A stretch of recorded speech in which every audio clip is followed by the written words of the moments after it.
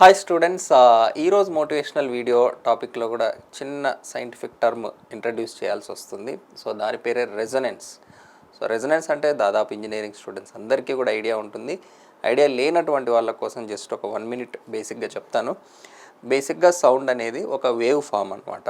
ప్రతి వేవ్కి ఒక ఫ్రీక్వెన్సీ అనేది ఉంటుంది. ఓకే, అంటే ఒక సెకండ్కి ఎన్నిసార్లు ట్రావెల్ అవుతుంది అన్నట్టు దాన్ని ఫ్రీక్వెన్సీ అంటారు అనమాట, వేవ్ లెంత్. ఓకే, ఒక సెకండ్కి ఎన్ని వేవ్ లెంత్లు కదులుతున్నాయి అనే దాన్ని జనరల్గా మనం ఫ్రీక్వెన్సీ అంటాం అన్నమాట. ఓకే, సో ఈ ప్రతి ఇది పక్కకు పెట్టేసేయండి. తర్వాత యూనివర్స్లో ఉన్నటువంటి ప్రతి ఆబ్జెక్టు, ప్రతి బాడీకి కూడా న్యాచురల్గా ఒక ఫ్రీక్వెన్సీ ఉంటుంది. న్యాచురల్ ఫ్రీక్వెన్సీ అంటారు. అంటే ఇప్పుడు నా బాడీకి ఒక ఫ్రీక్వెన్సీ ఉంటుంది, నా చెవుకు ఒక ఫ్రీక్వెన్సీ ఉంటుంది, నా తలకు ఒక ఫ్రీక్వెన్సీ ఉంటుంది, రైట్. ఇప్పుడు ఇక్కడ ఉన్న టేబుల్కి ఒక ఫ్రీక్వెన్సీ ఉంటుంది, రైట్.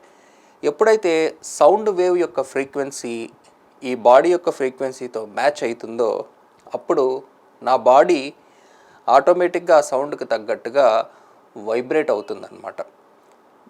ఈ ఫినామినన్నే మనం రెజొనెన్స్ అంటాం అన్నమాట. ఇది ఎలా జరుగుతుంది అనేది చూద్దాం ఒక్కసారి, జస్ట్ మీకు అర్థం కావడం కోసం.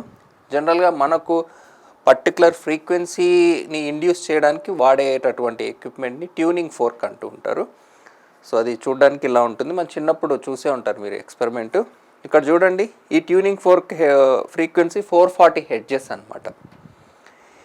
ఇది 512 హెడ్జెస్. 512 హెడ్జెస్తో మీరు వేవ్ ఇండ్యూస్ చేసినప్పుడు ఇది కదలట్లా. అదే సేమ్ ఫ్రీక్వెన్సీ ఉన్న ట్యూనింగ్ ఫోర్క్తో మనం వేవ్ పాస్ చేసినప్పుడు కదులుతుంది. అంటే మనం దాన్ని టచ్ చేయకుండా కూడా దాన్ని వైబ్రేట్ చేయొచ్చు. ఓకే, ఇది అంత కాంప్లెక్స్ విషయం కాదు. ఇప్పుడు నేను ఇక్కడ ఒక చిన్న సౌండ్ చేశాను అనుకోండి, ఆ సౌండ్ తాలూకు ఫ్రీక్వెన్సీ ఇక్కడ ఏదైనా ఉందనుకోండి, అది వైబ్రేట్ అయ్యిద్ది ఆటోమేటిక్గా. ఇప్పుడు నేను ఇట్లా అన్నా అనుకోండి, ఇక్కడ ఈ వైబ్రేషన్ ఏది లేదు కాబట్టి మళ్ళీ ఫ్రీక్వెన్సీ మార్చొచ్చు, నేను ఇట్లా కూడా అనొచ్చు. ఇట్లా అంటే ఇంకోటి ఏదైనా వైబ్రేట్ అవ్వచ్చు. సో నేను ఇచ్చేటటువంటి సౌండ్ని బట్టి ఇక్కడ మ్యాచ్ అయ్యేటటువంటి ఫ్రీక్వెన్సీ ఏదైనా ఉంటే అది వైబ్రేట్ అవుతుంది అనమాట. బేసిక్గా ఈ ఫినామినన్నే రెజొనెన్స్ అంటాం. ఇది ఓవరాల్ మన ఇంటి బిల్డింగ్కి కూడా ఉంటుంది ఈ రెజొనెన్స్ ఫినామినా అనేది. మనం దీపావళి టైంలో క్రాకర్స్ పేల్చినప్పుడు ఇలా వాటి అంటే ఎంత హై లెవెల్ ఆఫ్ ఎనర్జీతో ఆ వైబ్రేషన్స్ వస్తాయి అనే దాన్ని బట్టి అంత లెవెల్ ఆఫ్ వైబ్రేషన్ అనేది మనం చూస్తూ ఉంటాం అన్నమాట వాటిల్లో. ఆ sound energy, so sound energy ఎంత హెవీగా వస్తుంది ఆ వేవ్స్ నుంచి అనేది, ఇలా కొంచెం దూరం నుంచి వస్తే డ్యాంప్ అయితే వస్తూ ఉంటుంది ఆ వైబ్రేషన్ అనేది. డ్యాంప్డ్ వైబ్రేషన్స్ అంటారు వాటిని. సో బేసిక్ కాన్సెప్ట్ మీకు అర్థమైంది కదా, వాట్ ఈజ్ రెజొనెన్స్ అనేది. మరి దీనికి మోటివేషన్కి ఎక్కడ లింక్ ఉంది అంటే వస్తా దాని దగ్గరికి. సో ఫస్ట్ రెజొనెన్స్ అయితే క్లియర్గా అర్థమైంది కదా. ప్రతి బాడీకి కూడా న్యాచురల్గా ఒక ఫ్రీక్వెన్సీ అనేది ఉంటుంది, ఆ బాడీ ఉన్న మెటీరియల్ని బట్టి, what ever may be the reasons.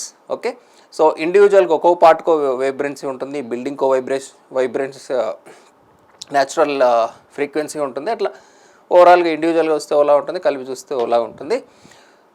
So మనకు బయట ఏదైనా పాటలు పెట్టినప్పుడు ఇంట్లో గ్లాసులు వైబ్రేట్ అవ్వడం చూస్తూ ఉంటాం, when it is matching that frequency, right. So పర్టికులర్గా సివిల్ ఇంజనీర్స్కి ఈ బిల్డింగ్ వైబ్రేషన్ రిలేటెడ్ ఇంకా మంచి ఎగ్జాంపుల్ చెప్పాలంటే అర్త్క్వేక్ జనరల్గా మనం తట్టుకోలేకపోవడానికి కారణం వైబ్రేషనల్ ఎనర్జీ బిల్డింగ్ తీసుకోలేకపోవడం. ఎవరైనా ఎర్త్క్వేక్ డిజైన్కి ఏం చేస్తారు, ఎక్కువ ఎనర్జీ తీసుకునేలాగే చేస్తారు. ఎక్కువ ఎనర్జీ తీసుకోవాలంటే ఎక్కువ డిస్ప్లేస్మెంట్ ఉండాలి, ఎక్కువ డిస్ప్లేస్మెంట్ ఉన్న బాడీస్ ఉండాలి. ఎఫ్ ఇంటూ డెల్టా, ఎఫ్ ఎంత తీసుకోగలిగినా డెల్టా లిమిట్ చేసేస్తే అది ఎక్కువ ఎనర్జీ రాదు. సో ఎఫ్ను పెంచకుండా డెల్టాను పెంచే ప్రయత్నం చేస్తాం, సో దట్ బిల్డింగ్ వైబ్రేట్ అయితే ఇది ఎక్కువ ఎనర్జీ తీసుకోగలదు. సో ఎక్కువ ఎనర్జీ వైబ్రేషన్ తీసుకునే దానికి కూడా ఒక లిమిట్ అనేది ఉంటుందన్నమాట. అర్త్క్వేక్లో ఉన్న ప్రాబ్లమ్ రెజొనెన్స్ కాదు, అందులో ఉన్న హ్యూజ్ అమౌంట్ ఆఫ్ ఎనర్జీ, చాలా హ్యూజ్ అమౌంట్ ఆఫ్ ఎనర్జీ వస్తుంది. మనము రెక్టర్ స్కేల్ 6, 7, 8 ఇవన్నీ ఏంటి, దట్ ఇంటెన్సిటీ అనేది ఏంటి అంటే అంత ఎనర్జీ, 10 times ఆఫ్ ఎనర్జీ. అది లాగరిథమిక్ స్కేల్ మీకు మనకు తెలిసే ఉంటుంది కాబట్టి 6, 7, 8. సో అంత హెవీ ఫ్రీక్వెన్సీ. ఇంకా మీకు క్లియర్గా చెప్పాలంటే ఎర్త్క్వేక్ వచ్చినప్పుడు మీరు గమనిస్తే అన్ని బిల్డింగ్లు వైబ్రేట్ అవ్వవు. ఏవైతే ఎర్త్క్వేక్ ఫ్రీక్వెన్సీస్కి దగ్గరగా ఉంటాయో ఆ ఫ్రీక్వెన్సీ డాంప్ అవుతూ వస్తూ ఉంటుంది కదా through out the length. So వాటికి మ్యాచ్ అయినవి వైబ్రేట్ అవుతూ ఉంటాయి. ఇంకా చెప్పాలంటే మరీ ఎత్తుగా ఉన్నవి మరీ చిన్నగా ఉన్నాయి కాకుండా మీడియం రేంజ్వి జనరల్గా ఎక్కువ వైబ్రేట్ అవుతూ ఉంటాయి అన్నమాట. విచ్ షుడ్ ఎర్త్క్వేక్తో ఫ్రీక్వెన్సీతో మ్యాచ్ అయ్యేవి. ఇంకా బెటర్గా చెప్తాను మీకు, ఇంత పెద్ద బిల్డింగ్ వైబ్రేట్ అవుతూ ఉంటుంది కదా జనరల్గా, జనాలు ఎర్త్క్వేక్ అప్పుడు వీడియోలు తీయడం ఇదంతా మీరు చూసుంటారు. ఆ వీడియో తీసే చిన్న పర్సన్ ఎందుకు వైబ్రేట్ అవ్వడు? అంత పెద్ద బిల్డింగ్ని వైబ్రేట్ చేసింది ఇంత చిన్న మనిషిని వైబ్రేట్ చేయలేదా? ఫ్రీక్వెన్సీ మ్యాచ్ అవ్వాలన్నమాట ఆ డాంప్నెస్ వచ్చినప్పుడు. సో అలా అలా ఆ ఫ్రీక్వెన్సీ డాంప్ అవుతూ ఏవైతే మ్యాచ్ అవుతుంటే, సో ఒకసారి ఆ బిల్డింగ్స్ అనేవి పడిపోయిన తర్వాత ఇక దాని నుంచి మళ్ళీ ఇంకొక ఆ సౌండ్ ఎనర్జీ నుంచి ఇంకా కొత్త వైబ్రేషన్స్, కొత్త సౌండ్ అని అంటే డ్యామేజ్ క్రియేట్ చేసే సౌండ్ తాలూకు వైబ్రేషన్స్ క్రియేట్ అయ్యి మళ్ళీ డ్యామేజ్ అట్లా అది ఇక కంటిన్యూ చాలా ఏమంటారు లింక్డ్ యాక్షన్స్ అనేవి చాలా జరుగుతూ ఉంటాయి అన్నమాట. బేసిక్గా సివిల్ ఇంజనీర్స్కి ఇంకొంచెం వైబ్రేషన్ రిలేటెడ్ ఈజీ కనెక్ట్ అవుతారని ఎగ్జాంపుల్ చెప్తున్నాను మీకు. ఓకే, ఈ ఫినామినాకి మనకి ఏంది సంబంధం అంటే ఉంది. ఈ ఫ్రీక్వెన్సీకి ఒక అడ్వాంటేజ్ ఏముందంటే మన బాడీ మీద పాజిటివ్ ఎఫెక్ట్ చూపించే వైబ్రేషన్స్, నెగిటివ్ ఎఫెక్ట్ చూపించే వైబ్రేషన్స్ రెండూ ఉంటాయి. ఫర్ ఎగ్జాంపుల్ ఇప్పుడు కొంతమందికి ఇప్పుడు మాస్ సాంగ్స్ ఇట్లాంటివి ఏమైనా డీజేలు ఇలాంటివి పెట్టినప్పుడు వాళ్ళకు పూనకాలు వచ్చేస్తాయి, ఒక టైప్ ఆఫ్ వైబ్రేషన్. కొంతమందికి రావు, అసలు వినబుద్ధి కూడా కాదు. సో అలా ఒక్కొక్క టైప్ ఆఫ్ ఫ్రీక్వెన్సీ అంటే ఆ ఫ్రీక్వెన్సీ వినగానే మనకు తెలియకుండానే మన బాడీ వైబ్రేట్ అయిపోతూ ఉంటుంది అనమాట. సో అలా కొన్ని కొన్ని సందర్భాలలో ఇప్పుడు యూనివర్స్కు కూడా ఒక ఫ్రీక్వెన్సీ ఉంది. యూనివర్స్లో ఉన్న ప్రతి ఎలిమెంట్కి కూడా ఒక ఫ్రీక్వెన్సీ ఉంది, 432 హెడ్జెస్. మీరు కావాలంటే ఇంటర్నెట్లో కూడా చదువుకోవచ్చు what is frequency of universe అని. సో 432 హెడ్జెస్ అనేది యూనివర్స్ యొక్క ఫ్రీక్వెన్సీ అనమాట. సో ఇలా ఇప్పుడు మనకు గుడిలో గంట కొడతారు కదా, ఆ గంటకు కూడా ఒక వైబ్రేషన్ ఉంటుంది.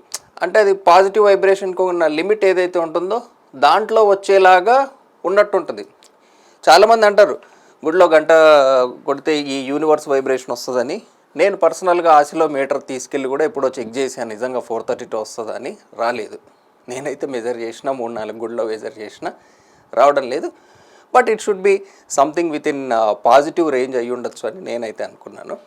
సో ఇలా వైబ్రేషన్. ఇంకొకటి, ఎక్కువ మంది కలిసి మాస్ హిస్టీరియా, ఎక్కువ మంది కలిసి శ్రీరామ అనడము, గోవింద అనడము, ఇంకోటి ఏదైనా కేవలం గుడి రిలేటెడ్ అనే కాదు, ఇప్పుడు సినిమా రిలేటెడ్ కూడా చాలామందికి కొన్ని పేర్లు వింటే పూనకాలు వచ్చేస్తాయి.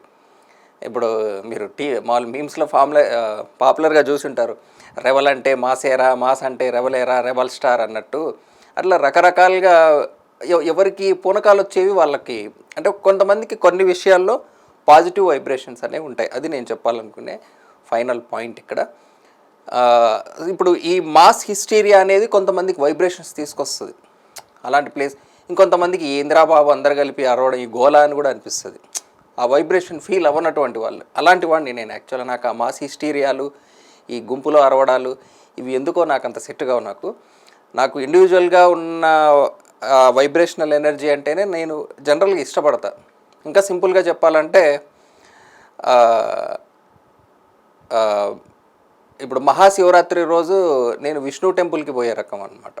ఎందుకంటే నాకు పర్టికులర్గా ఇది ఓన్లీ ఎనర్జీ ఫామ్ అనేటట్టు నేను చూసేవాడిని కాబట్టి. వైకుంఠ ఏకాదశి రోజు శివుడి టెంపుల్కి పోవడము, ఇట్లా జస్ట్ ఎగ్జాంపుల్ లాగా చెప్తున్నాను. నాకు గుడి లోపల ఎవరున్నారనేది డజంట్ మ్యాటర్, నాకు అందులో ఏమీ లేదా అనే ఫీలింగే ఉంటుంది. కాబట్టి జస్ట్ ఒక పాజిటివ్ ఎన్విరాన్మెంట్ ఫీల్ అవ్వడానికి వెళ్తున్నాం. ఆ గుంపులో ఉండడానికి నేను జనరల్గా ఇష్టపడను. అంటే కొంతమందికి అది నచ్చుతుంది, ఆ వైబ్రేషనల్ ఎనర్జీ అనేది తీసుకుంటూ ఉంటారు. కొంతమందికి ఒక ప్లేస్కి వెళ్తే వస్తుంది. సో ఫైనల్గా నేను చెప్పేది ఏంటంటే, కేవలం మీరు ఆ ప్లేస్ని ఎంజాయ్ చేయడం కాకుండా యూ షుడ్ గెట్ వైబ్రేషన్స్, కొంచెం చిన్న క్వాంటిటీ, అంటే పాజిటివ్ వైబ్రేషన్. ఇప్పుడు భయం వేసి షివర్ వచ్చినా కూడా వైబ్రేషనే వస్తుంది, that frequency is different. So ఒక పాజిటివ్ రేంజ్ ఆఫ్ వైబ్రేషన్స్ మనం ఎప్పుడు ఏ టైంలో ఫీల్ అవుతున్నాం అనేది మీకు కూడా ఐడియా ఉంటుంది. సో నిజంగా మనం ఎంజాయ్ చేసామా, నిజంగా స్ట్రెస్ రిలీవ్ అయిందా అనే దానికి ఉన్న హింటే ఆ గూస్ బంప్స్ కావచ్చు. ఆ పాజిటివ్ వైబ్రేషన్ అనేది మీరు ఫీల్ అయ్యే పనులు చేయాలి. అంటే మీకు జస్ట్ ఒక క్రాస్ చెక్ లాంటిది స్ట్రెస్ రిలీఫ్కి చెప్దామని నాకు అనిపించింది. సో మీరు కూడా చెక్ చేసుకోండి ఒకసారి ఇది నిజమేనా అని.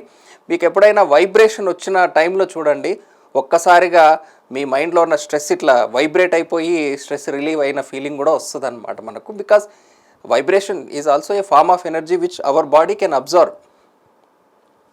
మన బాడీ వేరియస్ టైప్స్ ఆఫ్ ఎనర్జీని అబ్జర్వ్ చేసుకుంటే, మన ఫుడ్ ద్వారా ఎలా అయితే మనం ఎనర్జీని తీసుకుంటామో అలా వైబ్రేషన్ అనేది కూడా ఒక ఫార్మ్ ఆఫ్ అబ్జర్వింగ్ ఎనర్జీ అనే చెప్పొచ్చు మనం.